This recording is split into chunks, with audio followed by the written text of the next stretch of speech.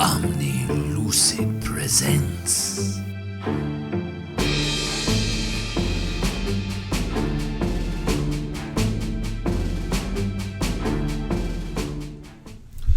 Hey everyone, welcome to Omni Lucid Presents. Today we are going over the rules and setup for Vikings on Board by Blue Orange Games. We are also going to be doing a playthrough video, one with me and Ashley at the 2-player count, so be sure to check that out if you want to see the full video. This is just going to be the quick rules and setup version of the video. I'm just going to run through it real fast and kind of hit the quick points here. Obviously, always feel free to reach out, ask any questions that you have. But let's dive right into it here. First thing you're going to do for setup is put out the board. Once you get the board out here, then you're going to put out all of your bow pieces. There are 8 bow pieces that will line up with each section here. After that, you're going to put the middle ship pieces. These are going to be different colors with different amounts of shields. They just need to be randomized so that there is not ever ever 2 of any one color on any ship.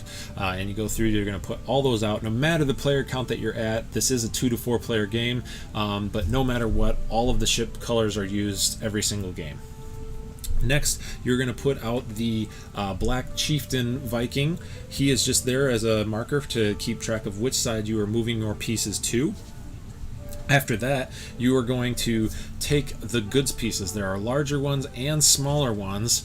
You can kind of see they're just a little bit different size. There are only 3 of the smaller ones. Those are your market tracking tokens. Those are going to be used, and I'll go over that a little bit more when I talk about the market in just a minute. Then there is the large goods pieces. Now those are going to be 7 of those on the space that you just take 1 good, and then there is going to be 8 in the good space where you take 3. Again, I'll explain that a little bit more in just a minute. Then you're going to set up the 7 stern pieces of the ships. Now there are only 7 of these, not 8, because the game ends when 7 ships have sailed. So do not worry, you are not missing a piece. You only have 7, not 8 of these. Then you're going to set up each player's area. So in this case, I have it set up as a 3-player game. So each player will take a shield of their color, as well as the 4 smaller betting tokens. The betting tokens just look like smaller shields, except they have numbers on the back 1 through 4. Then you are going to take the number of Vikings that you need for the player count you are at. So the player count changes for the amount of Vikings you have. For a 2-player game, you're going to have 4 Vikings. For a 3-player game, you're going to have 3 Vikings. And for a 4-player game, you're only going to have 2 Vikings each. Once everybody has all their pieces and you are set up, then the way that you are going to set up in the order of how you are placed on the board, according to the rules, is you take 1 of each color, you put them all in, somebody puts them in their hand, you shake them, jumble them up, and then you drop them, and whoever hits first, so that was blue, yellow, red, that is the order. So you set it up blue, yellow, red. Then from there, this is where you're going to want to check out the rule book, because it lets you know how you are going to set up your pieces from that location, and it's all a little bit different in variety. For the 3-player, it happens to go A, B, C for the 1, 2, 3 spots. Then you go B, C, A, and last C, red was my C, C, A, B. And that is it. Even though there are more spaces out here, that is all the Vikings you will have. So you're only going to be playing 9 of them. So there's going to be those last 2 spaces that do not have any Vikings on them.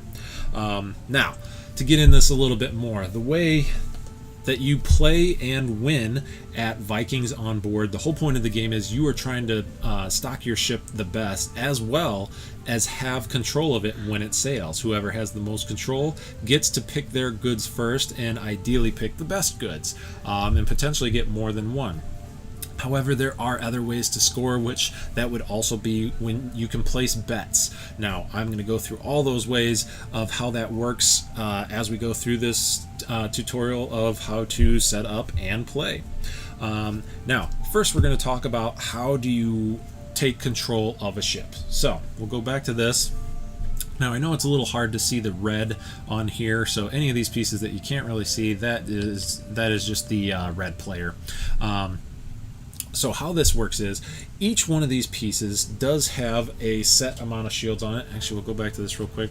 So in this case, you can see the yellow. This piece has 3 shields. They are double-sided. Even though this total has 6, you're only counting one side. They're only on both sides just to make it easier for all the players to see how many points it's worth. So ship pieces are 1 through 3. In this case, the yellow has 3 shields. The blue has 1. Now, the way that you are going to take control of the ships here is whoever has the most shields has the most power and has the most controlling power, I should say, and they are who gets to control that ship and take the goods once it sets sail. Now, there's a couple things to know about this. In this case, the yellow has 3, the red has 2, and the blue has 1. So right now, the yellow is winning because they just have 3 no matter what. However, if the red happens to get one of its single shields on this ship as well, now the red has 3 and so does the yellow, so it's a tie. However, red has the front space closest to the stern, or I'm sorry, the bow of the ship, so they win the tiebreaker, and red would take control of this ship. So that is how you take control. A little confusing, I know, but it's basically first you count the number of shields, and then if there's ever a tie, whoever is in the furthest to the front of the ship, they win the tiebreaker. Now, what happens when you take control of a ship? I'm going to go through that right now with you. What is going to happen as we go through all of these actions? There are going to be goods that get placed at the bow of the ship. So there's going to be multiple pieces that might go on different ships, and then somebody is going to trigger setting sail to a ship. Once that stern piece gets put on there, at the end of the round, that ship is going to set sail. So in this case, the yellow has control of this ship because they have 3 shields. Even though the red is at the front, the red only has 2. So in this case, yellow does win this one. Now, there are 2 goods. So what that means is yellow just gets first pick. They do not get all the goods. They get the first pick out of, in this case, there's nails and fur. So yellow is going to pick the nails, and that means that red gets the fur because that's all that's left. Why that matters is because these values, or these goods, are going to have different values at the end that you are going to score for points. So you're going to try and vie for the better goods that are worth the most. Alright, so we got all those pieces. So that is how you take control of the ship. Now, the other thing that you can do, if, for instance, the blue that is on that ship, he knows that he's not going to take control and he's not going to get a good, more than likely. However, he can still get a point. How he can do that is by taking one of his betting tokens, whatever number he wants, 1 through 4. If he's really sure that he knows who's going to win that, he can bet his 4 piece. He knows for sure that yellow is going to get that one, so he bets on yellow. Then when that ship sails away, he gets to take his bet and put it on his shield. Anytime you claim a piece, either a bet or a good, it goes on your shield. That is where you're going to keep track of all your points that you're going to score at the end of the game. So those are the ways that you score. But how do you do all those things? Well, I'm going to go over that with you right now. Going down the board, you always start and go in order of who is closest to the chieftain down here on the end, or this first player marker, which is the Viking horned helmet there. In this case, blue goes first because blue is at that starting location. Now, once you get to go, you can pick any location and go there as long as there's somebody else not already in that space. So blue may choose to go to the set sail action. When he goes to, so he can go anywhere he wants. Sorry, I will get to each action in order just so it's less confusing. But as they go, they move, they go to different places, whatever action they may want to do, and they're all going to get jumbled up and mixed in different locations. And then the chieftain will move to the other side, and you begin again. So this time it's going to be a little bit different as to the order that they go. Now, we'll go over what each of these means. It's all pretty simple. That first place right there, that is literally just the first place location. So next round, that you for sure guarantee you are going first. That is the only thing it does. It doesn't do anything with the ships. It's just guaranteeing you get to go first on that next round. The next location is you get to move one of your ship pieces to the front of the boat. In the case like I was saying before, that maybe there's a tie and you want to try and get to the front so that you for sure are going to win, you get to do that. In this case, there's 3 green and there are 3 red shields, but green wants to make sure they have control, so they move themselves to the front, and now instead of red having control, green will have control. The next location lets you move one of your ship pieces to another ship, any other ship that you want. So I want this blue, well, I want him to come over here and help my 2 shields that are already on there potentially take control of that ship. So that is what that location does. You get to move any of one of your ship pieces to the back of another ship. The next one, the picture of the shield, this is just the bet icon, so you go there to place one of your bets on whatever color you want, as long as it hasn't already been taken. Therefore, if somebody thinks that blue, or everybody thinks that blue is going to win that one, only the player that gets their token on there first gets to actually have that space. Everyone else can only go into another open space for the bets. The next location is you take one good, whatever it is, you take it off the top, look at it, and then you get to place it in whichever ship you want to put it in, ideally the one that you think you're going to win so you can get it. Next up, we have the market. If you go to the market space, then you get to increase the value of one type of good. In that case, there was a wheat out there, and I think I'm going to get it, so I want to increase the value of the wheat from 1 to 2. So at the end of the game, when we're scoring points, I'm going to hopefully get a little bit more money for that good. Goods can only move up in price, they cannot be moved back down, so you don't have to worry about somebody fluctuating the market on you too much. Once it goes up, it stays up. It can only go up to worth a value of 4. Once it gets to 4, you can't move it anymore. That's the most you can get.